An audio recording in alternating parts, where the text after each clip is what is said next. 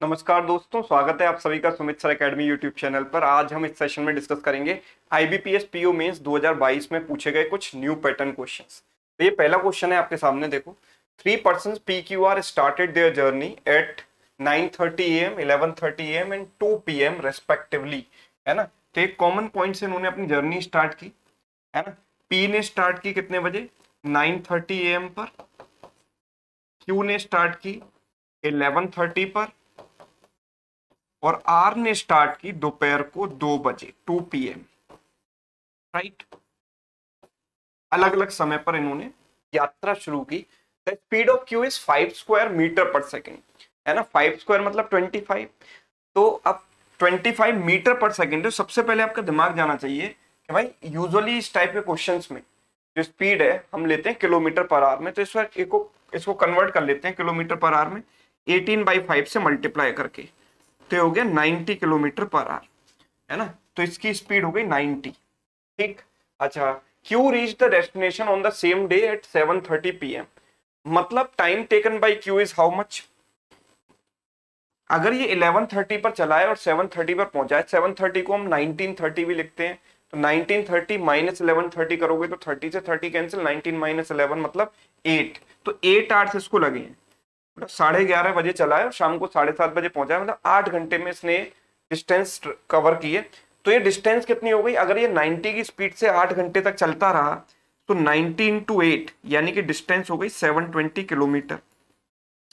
तो this distance is what? 720 kilometre. ये दूरी हो गई, ठीक। अच्छा, Q is the fastest person and R is not the slowest person. तो क्यू जो है फास्टेस्ट है और आर स्लोएस्ट नहीं है, मतलब आर मिडिल में है। तो आर ना तो फास्टेस्ट है क्योंकि फास्टेस्ट तो क्यू है, तो आर मिडिल में आएगा। सबसे फास्ट है क्यू, देन आर, और उसके बाद फिर पी आ जाएगा। क्यू आर पी, ये स्पीड का ऑर्डर है इनका, स्पीड का ये ऑर्डर है। फास्टेस्ट है Q, then R, then P, ठीक। अच्छा, speed of P is 20% less than speed of Q. तो पी की स्पीड इससे 20% कम है, तो इसका 20% हो गया 9 into 2 18, 18 कम करोगे 72, तो इसकी स्पीड हो गई 72, ठीक है।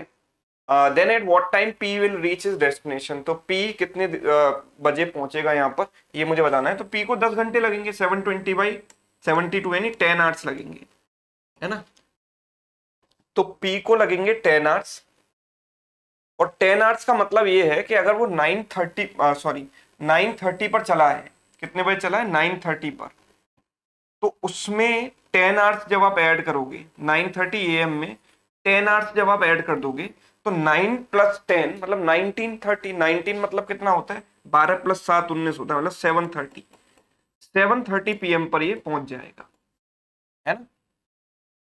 तो 7:30 PM, तो 7:30 PM पर तो ये भी पहुंच रहा था भाई, ये भी तो 7:30 पर पहुंचा था, मतलब दोनों साइमल्टेनियसली पहुंचेंगे। तो पहला स्टेटमेंट तो रॉन्ग हो गया कि after 6 hours with respect to Q, ये तो गलत है ना। Okay, and after 7 hours with respect to R. तो आर के बारे में तो यहाँ पर कोई जानकारी दी नहीं है, आर के बारे, आर की स्पीड नहीं पता हमें, सो दिस, इस पर हम कुछ कह नहीं सकते, राइट। तो the only true statement is second one, only two is right answer, ठीक है। आसान था, कर सकते हैं आराम से। नेक्स्ट क्वेश्चन देखो, इसी पर बेस्ड है। Are which of the following can be true. Can be का मतलब होता है पॉसिबिलिटी, कि ऐसा हो सकता है क्या, है ना।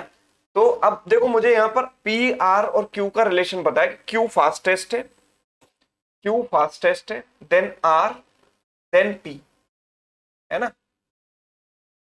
सबसे फास्ट कौन है? Q, then R, then P. तो अगर मैं टाइम टेकन की बात करूंगा तो देखो टाइम टेकन में ऑर्डर क्या होगा? Time taken by Q, time taken by R and time taken by P. तो ये साइन रिवर्स हो जाएगा। क्यों हो जाएगा? क्योंकि ये तो स्पीड का रिलेशन है ना। तो जो फास्टेस्ट होता है उसको सबसे कम समय लगता है और जो स्लोएस्ट है उसको सबसे ज्यादा समय लगता है। तो टाइम टेकन का जो रिलेशन है वो रिवर्स हो जाएगा। तो अब मुझे ये भी पता था कि क्यू को जो समय लग रहा था वो था, क्यू को समय लग रहा था 8 आवर्स और पी को कितना समय लग रहा था? 10 आवर्स, ठीक है। तो क्यू को लग रहा था 8 आवर्स एंड पी को लग रहा था 10 आवर्स। तो जो आर का टाइम है that should lie somewhere between 8 and 10। R को समय जो लगना चाहिए वो 8 और 10 घंटे के बीच में लगना चाहिए। तो तो R reach destination in 5 hours, तो ये 8 और 10 के बीच में है क्या? नहीं है, तो ये ऑप्शन तो रॉन्ग हो गया। R reach destination in 3 hours, ये भी रॉन्ग हो गया क्योंकि 8 और 10 के बीच में नहीं। अच्छा, अब next is if the distance increase by 90 kilometre, अगर डिस्टेंस हम 90 से बढ़ा दें, मतलब डिस्टेंस हमारी कितनी थी 720 और उसको 90 से मैंने बढ़ा दिया, मतलब अब डिस्टेंस हो गई 810 है ना, और speed of P is 1/5 of the speed of Q. तो पी की स्पीड कितनी हो गई, क्यू की कितनी थी, देखो क्यू की थी 90, तो पी की हो गई इसका 1/5 यानी कि 18, तो P is 18, Q is 90, right. ठीक है, then R reach the new distance, R will cover the new distance at 3:30 PM। तो R चला कितने बजे, आप ये देखो, R चला है भाई 2 बजे, R चला है 2 बजे, और 2 बजे अगर वो चलता है और 3:30 पर पहुंच जाता है, मतलब 1.5 घंटे में उसने ये डिस्टेंस कवर कर ली है ना, तो 1.5 घंटे में उसने ये डिस्टेंस कवर कर ली, मतलब 8, तो उसकी स्पीड कितनी हो गई 810 अपॉन 1.5 घंटा, मतलब 1.5 आवर्स है ना। तो अगर इसको 3 से काटते तो 270 बार कटता, और इससे काटते तो 540 बार कट जाएगा। ठीक है, तो क्या आर की स्पीड पी और क्यू के बीच में आ रही है? तो पी और क्यू के बीच में तो बिल्कुल नहीं आ रही है ना, ये तो सबसे ज्यादा आ रही है, तो ये कंडीशन सेटिस्फाई नहीं हो रही, मतलब this is also wrong. All 3 are wrong, so answer is none of these can be true. इनमें से कोई भी ट्रू हो ही नहीं सकता, सारे के सारे फॉल्स है। नेक्स्ट देखिए, given below are the 3 number series 1 2 3, one of the numbers in each series is wrong or odd one out।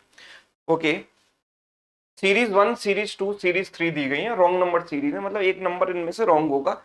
If the correct number of this series 1 2 3 are represented by x y z respectively, then which of the following equations is or are not correct। इनमें से कौन C correct नहीं है? ठीक है, इनमें से कौन सी करेक्ट नहीं है? तो पहली सीरीज देख लेते हैं, यहाँ पर रॉन्ग नंबर कौन सा है। तो सीरीज 1 इज 590 615 651 711 795 एंड 927। ठीक है, this is the series, right.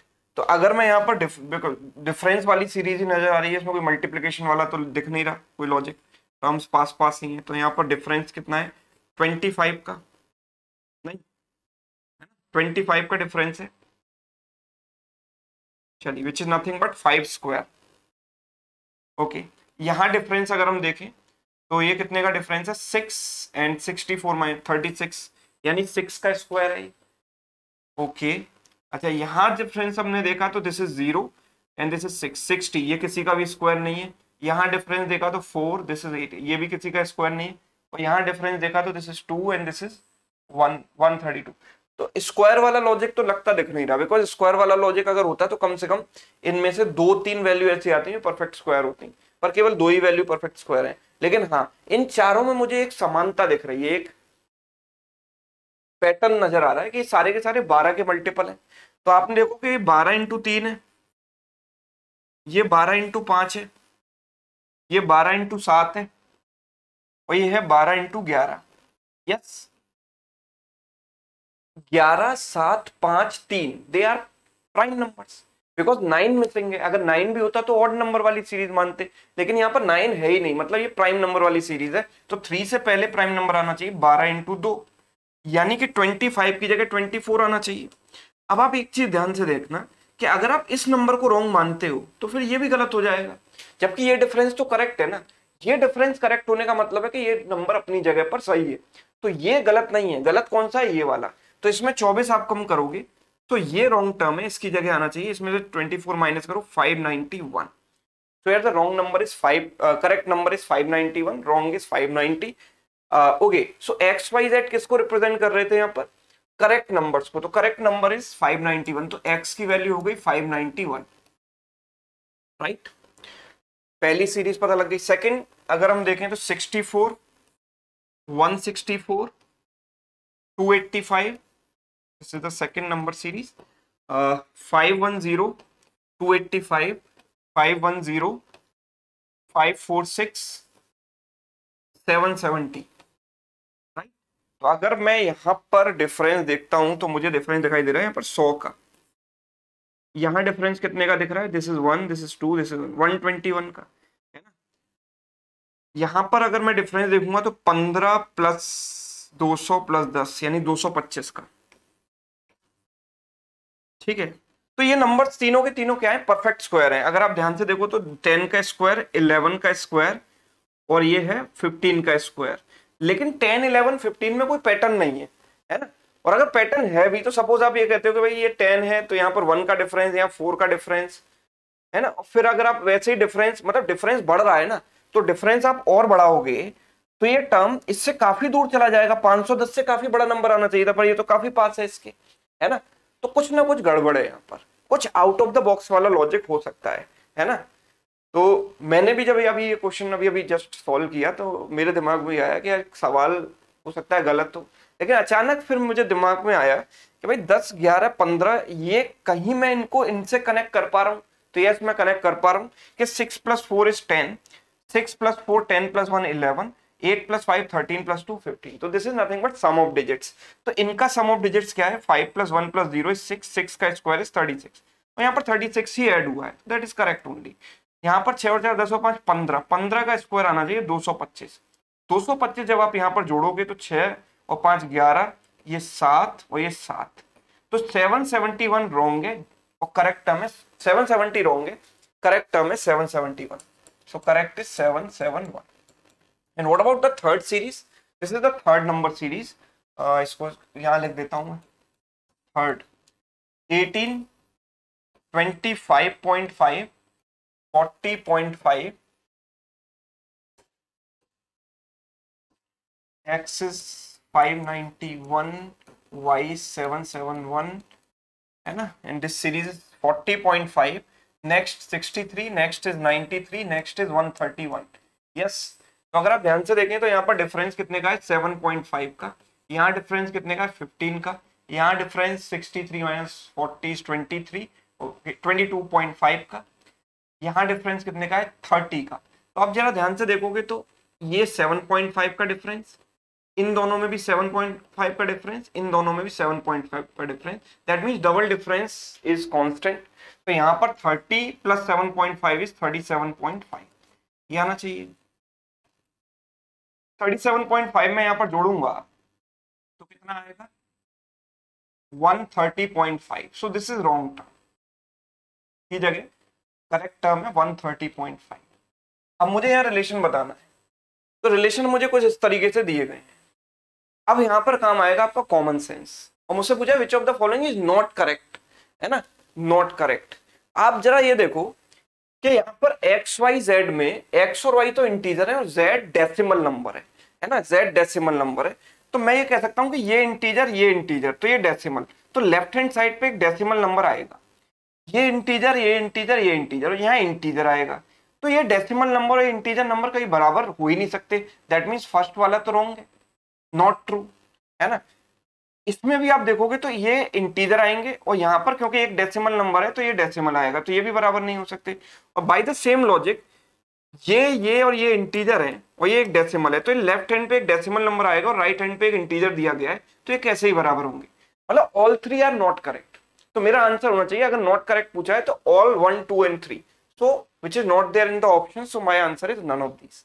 ठीक, coming to next question. If the wrong number of the series 1, 2, 3 are represented by P, Q and R, तो which of the following equations are correct? तो wrong number कौन कौन से थे इनके?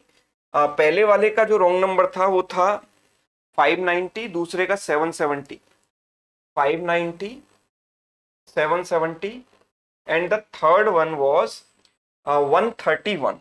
तो तीसरे वाले का जो wrong term था वो था 131।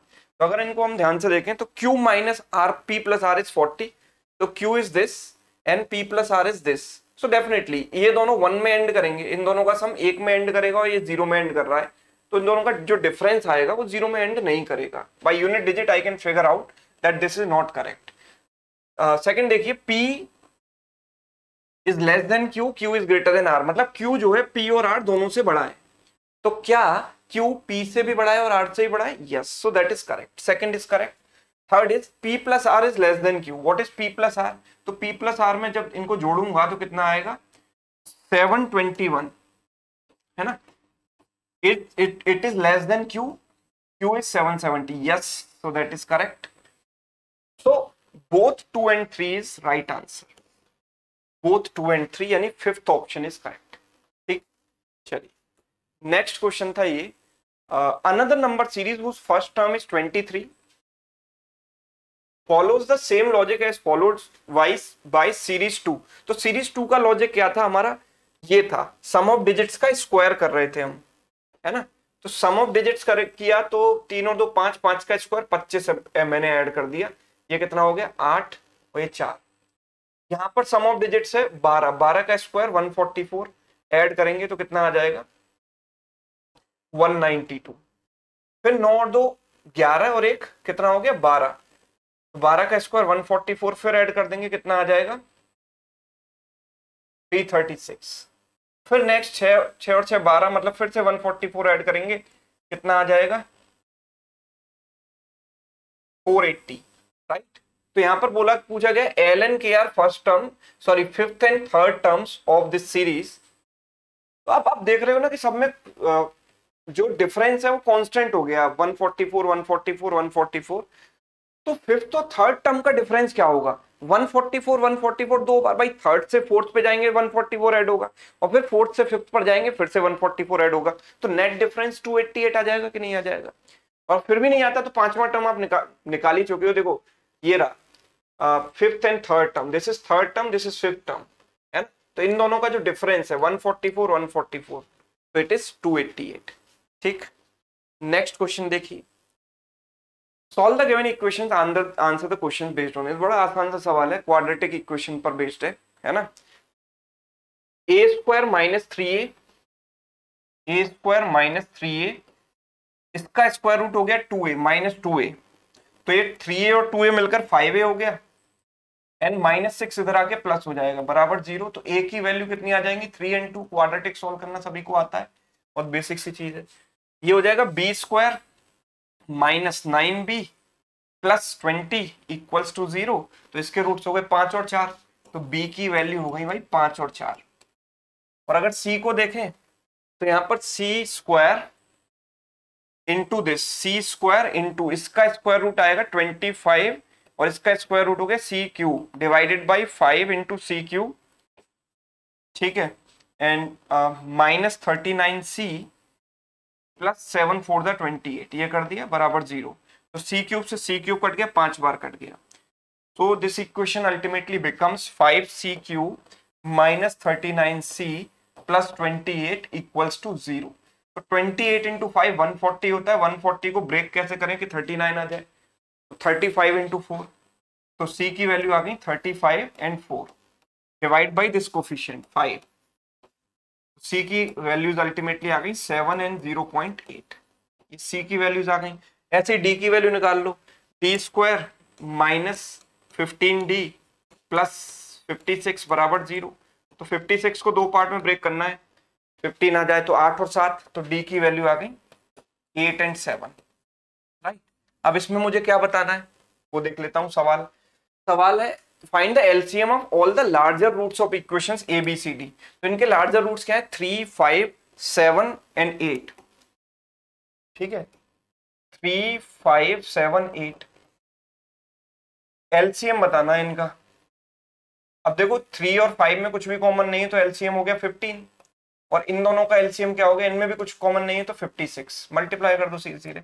इन दोनों में भी इनफैक्ट कुछ भी कॉमन नहीं है, कोई भी कॉमन फैक्टर नहीं है, तो सीधे मल्टीप्लाई करना पड़ेगा। 15 इंटू 6 90, 75 प्लस 9 84, 840 हमारा आंसर हो जाएगा। नेक्स्ट देखिए, in which of the given equations the difference between larger and smaller root is 1। कौन कौन सी इक्वेशन में? देखो यहाँ पर 1 है, यहाँ पर डिफरेंस 1 है, और यहाँ पर डिफरेंस 1 है। तो ए मतलब first second and last one, first second fourth में, ए बी डी में, ठीक, यस सही किया ना answer, A B and D, right. ठीक, अब पढ़ते हैं आगे। नेक्स्ट क्वेश्चन देखिए, solve the given equations and answer the questions based on it. ठीक है, तो ये सवाल आपके लिए है होमवर्क, सिर्फ और सिर्फ एक क्वेश्चन आप होमवर्क में ट्राई कीजिए और इसका आंसर मुझे कमेंट करके बताइए। तो ये थे सारे न्यू पैटर्न क्वेश्चन जिनको आप बोलते हैं, हालांकि इनमें कुछ ऐसा दम नहीं था कि बहुत ज्यादा टफ हो, आराम से आप कर सकते हो, है ना। वो बात अलग है कि आप पढ़ते नहीं हो, है ना, अब उसमें किसी का फॉल्ट नहीं है, सिर्फ आप ही का फॉल्ट है ना। टीचर्स तो सब पढ़ाते हैं पर आप पढ़ते नहीं हो, फिर कहते हो पेपर बहुत टफ आया था, तो कहाँ टफ था ये, है ना, सवाल तो आसान ही थे। तो क्या 2.5 नंबर की कट ऑफ भी, 2.25 नंबर की कट ऑफ भी नहीं निकाल सकते थे आप इस पेपर में, है ना। तो ऑलमोस्ट हमने पूरा पेपर आईपीएस पीओ मेंस का पिछले 2-3 सेशंस में डिस्कस कर लिया। कुछ क्वेश्चन अरिथमेटिक वगैरह के बच्चे भी होंगे, तो एक और छोटा सेशन करके अपलोड कर दूंगा मैं, पूरा पेपर हो जाएगा, प्लेलिस्ट भी बना दी है, ठीक है। ये सवाल का आंसर आप कर देना। और अगर किसी को बैंकिंग कंप्लीट मैथ्स पढ़नी है तो ब्रह्मास्त्र पैकेज sumitSirAcademy.com पर जाकर या Sumit sir academy app download करके इसमें एनरोल करके जबरदस्त तरीके से मैथ्स की पूरी तैयारी, बैंकिंग मैथ्स की आप कर सकते हो, ठीक। चलिए, तो आज के लिए इतना ही, समाचार समाप्त हुए। Thank you so much.